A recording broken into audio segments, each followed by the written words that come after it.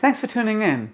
Us Dutchies, we really love Speculoos and almond paste, and today's holiday treat actually uses both those ingredients. Gevulde Speculaas can be found year-round, but is typically eaten around Sinterklaas and Christmas.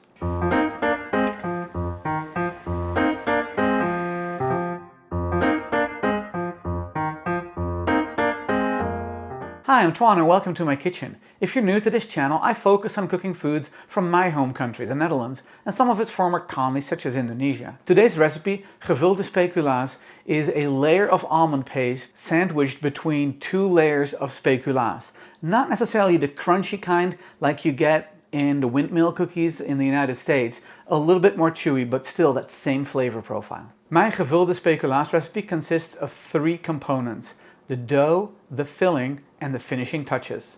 For the dough, you will need 270 grams or 1 3/4 cups of self-rising flour, 145 grams or 3/4 cups of brown sugar, 150 grams or 10.5 tablespoons of room temperature butter, 35 milliliter or 7 teaspoons of milk, half a teaspoon of salt, a pinch of ground anise, and 25 grams or 8 teaspoons of Speculaaskruiden. I've made several recipes before with Speculaaskruiden. Why don't we take a look back at how we made the kruiden mix? To make my version of Speculaaskruiden, in one bowl combine cinnamon, ginger powder, ground cardamom, ground coriander seed, mace, white pepper, ground nutmeg, ground cloves, and mix it very thoroughly. To make the dough, we're going to add the dry ingredients into a large mixing bowl, and using a whisk, we're going to mix it all together. This way, you know for sure that you don't end up having a big bite of just salt or Speculaaskruiden. So once the mixture looks like it's evenly distributed, we're going to add the rest of the ingredients: brown sugar, milk, and our butter. And with the hand mixer on slow, we are going to mix it all together. As the ingredients are getting combined and you don't have a whole lot of powdery flour anymore, you can speed up your mixer. If it seems like it's a little bit too dry, you can add a teaspoon of water at a time until this forms a nice dough. Not that fast.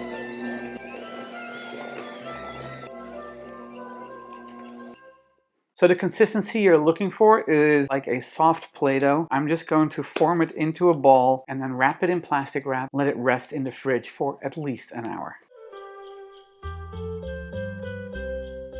To make the filling, you will need 500 grams or 18 ounces of almond paste, 1 egg yolk, and 1 tablespoon of water. I have made almond paste a few times before, so let's take a look how I did it. In a food processor, combine almonds and sugar and the zest of half a lemon and pulse it until it is a fine powder. Then add an egg, some almond extract, and pulse it until it forms a ball. I'm going to break the almond paste into little pieces. This will make it a lot easier to combine the egg and the water through here. And you can do this by hand, or you can use a hand mixer, which is what I'm choosing to do. And you want to mix it until it comes together. Once you're done doing this, it will be very sticky. That is normal. And we're then going to roll it out to the size of the baking dish. So you know it is all combined when you can very easily squeeze it together into a ball. Like I said, sticky, but it smells so good. If you're enjoying this video, please click the like and subscribe button. It will really help our channel. If you want YouTube to notify you whenever we post a new video, click the bell. We've now come to the most difficult part, at least for me, because I'm not that good at rolling out things, as you've seen in previous videos. And that is, we need to make a 20 by 20 centimeter or 8 by 8 inch sheet of almond paste. I can't make that happen when I just take the full ball of almond paste. So I've divided it into two, and I am going to try to roll this out as nicely as I can into a square that is the right size, and then I'll repeat that for the second one, and I'll just stack them on top of each other.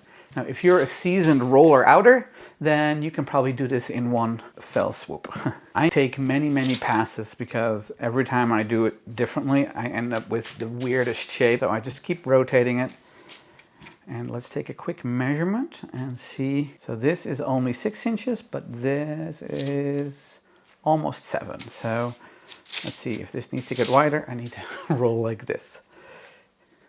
Okay, so let's go measure it out. So this is 7 and this is more than 7. So I can cut this little weird shaped out and just try to turn it into as nice a square as I can.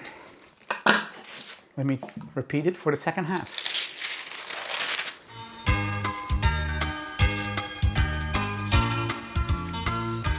If almond paste sticks to your rolling pin, no big deal. Just reattach it to the sheet you're making like this. And it happens a lot because it's really warm in the kitchen with the video lights. All right, let's measure this one out. That's 7. Woohoo! And that is almost 7, so pretty good. Now I'm going to stack both of these on top of each other and just kind of rough shape it, pushing it together.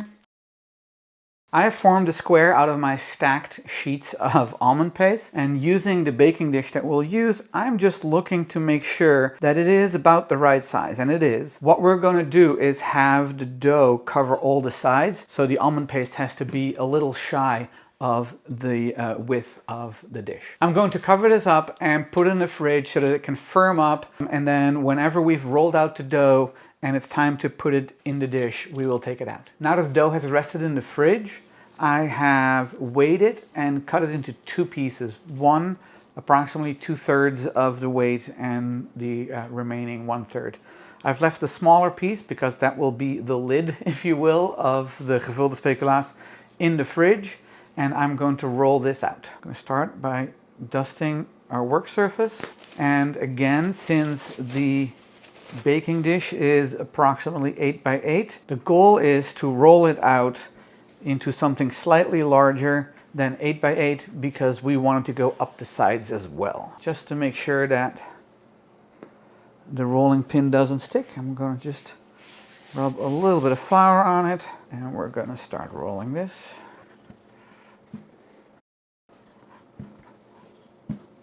I think I'm done rolling out. While it isn't a perfect square, I think it's going to fit. So I'm going to try to press it into my baking dish. I have lined it with 2 strips of parchment paper for 2 reasons really. It helps removing the Speculoos from the dish when it's done, and it will also make cleanup so much easier. I've rolled it up on my rolling pin to make it easier to transfer it to the baking dish. As you can see, it is cracking in some places, but it is a nice pliable and soft dough, so it's very easy to fix that. And I also don't have enough dough on this side, on my left side, to go up the edge, but I have plenty over here, so I can just do a quick little surgery and just attach that right there.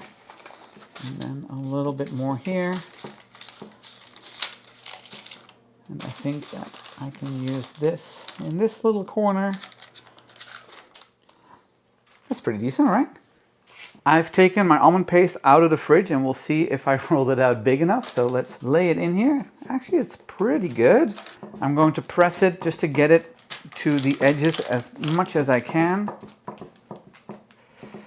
And I think I did a pretty decent job, actually. I'm fairly proud of myself. So now I'm going to fold over these edges on top of the almond paste.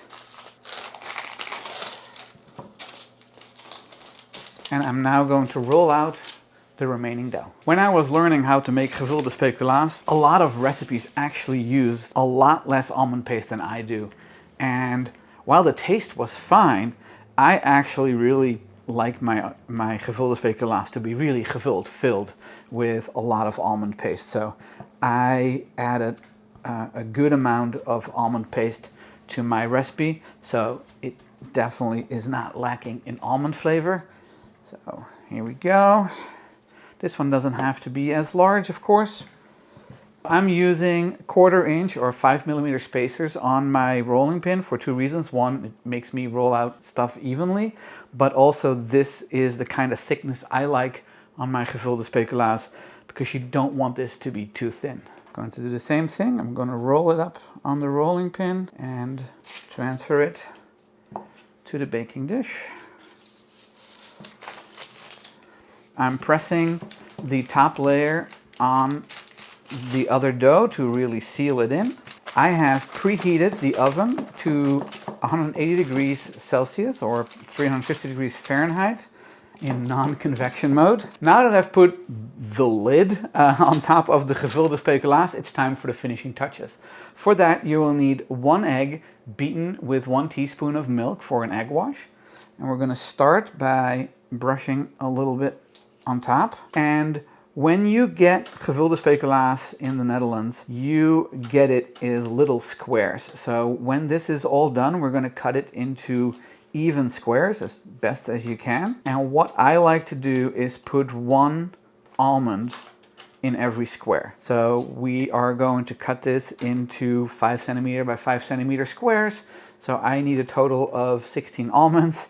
However, you can skip this step or decorate it in any which pattern you like. I'm going to eyeball this. We'll see if it works out. Just press them in so that they stay in place. And we're going to cover it with a little bit more egg wash.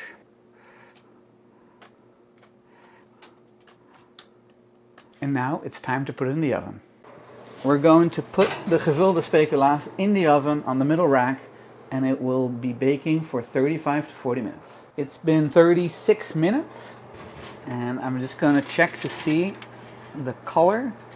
And it actually looks nice and golden brown. I'm going to let this cool off in the baking dish for 5 to 10 minutes.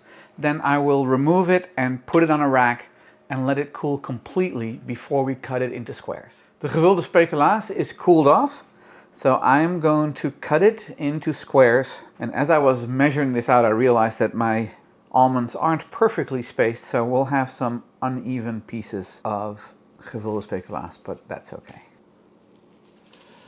I want to try a piece in the middle, not a piece at the edge. Like I said, I am not a pro at rolling, and the bottom layer is too thin, but a very generous layer of amandelspijs, almond paste, so Eet Smakelijk.